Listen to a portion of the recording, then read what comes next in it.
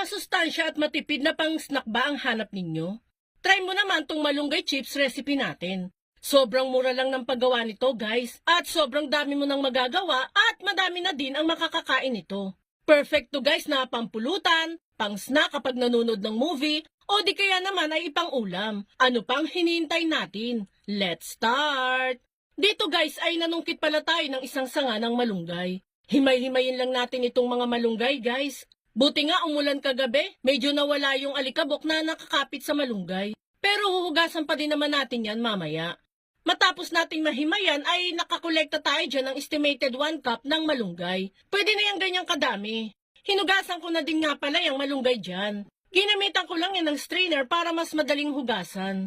After niyan ay pipinuhin naman natin itong mga malunggay. Dapat medyo matalas-talas ang gagamitin ninyong kutsilyo guys para mas madali ninyong mapino tong mga malunggay.